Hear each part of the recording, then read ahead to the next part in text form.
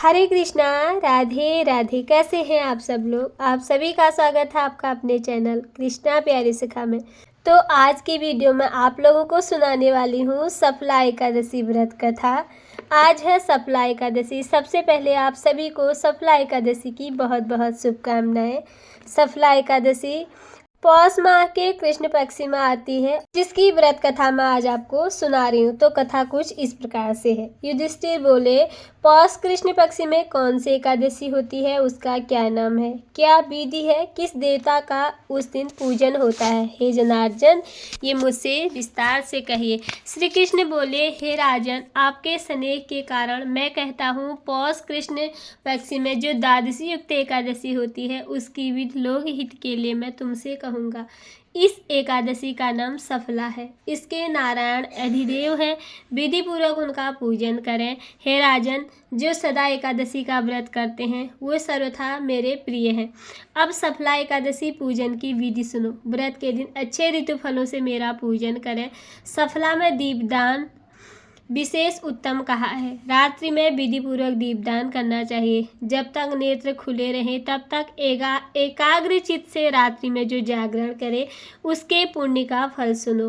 हे राजन, उसके समान न तो यज्ञ है, न ही तीर्थ, न संसार में कोई व्रत है। 5000 वर्ष तपस्या करने से जो फल मिलता है वो सफला एकादशी के व्रत करने से मिलता है। हे राजन, अब सुनो। महिष्मति राजा की चंपावती नाम की प्रसिद्ध पुरी थी। राजा के 4 पुत्र थे। उनमें लुम्पक नामक बड़ा लड़का बड़ा पापी था। वह परस्त्रीगामी, जुआरी और वेश्यागामी था। राजा ने पुत्र को ऐसी दशा में देखकर राज्य से निकाल दिया। तब लुम्पक मन से सोचने लगा कि पिता और बंधुओं ने मुझको त्याग दिया है, अब मुझको क्या करना चाहिए। इस प्रकार चिंता करते हुए उसने विचार किया कि मैं दिन में वन चला जाऊंगा, फिर रात को वन में आकर पुरी में रहूंगा। यह विचार कर वो वन में चला गया। नित्य जीव हिंसा और चोरी करता था। वहाँ अतीत प्राचीन पीपल का पेड़ था। उस वन में उस वृक्ष को देवता की तरह मानते थे। उसी स्थान पर वो पापी लुम्पक रहता था। निंदित और दुष्कर्म करते हुए उसको पौष कृष्णा सफला एकादशी का दिन आया। हे राजन, दशमी की रात्रि को वस्त्रहीन होने के कारण शीत से पीड़ित होकर बेहोश हो गया। शीत के कारण पीपल के नीचे उसको नींद नहीं आई और मृतक के समान हो गया।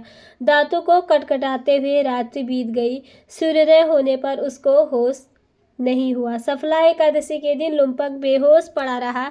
जब मध्याह्न हुआ तब उसको होश आया।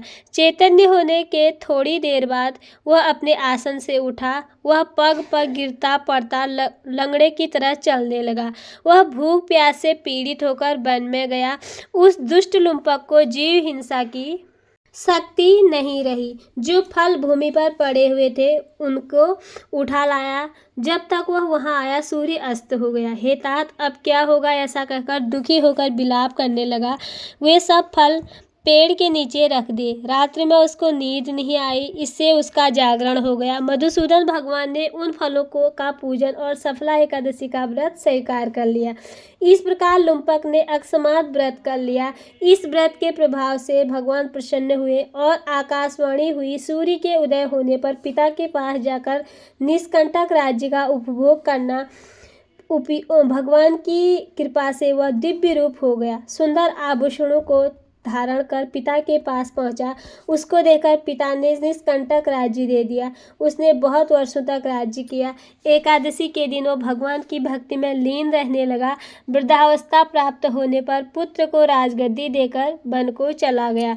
इस प्रकार से जो सफला एकादशी का व्रत करते हैं वो इस लोक में यश लेकर निसंदेह मोक्ष को प्राप्त करेंगे। बोले श्री हरि विष्णु भगवान की जय, लक्ष्मी नारायण भगवान की जय।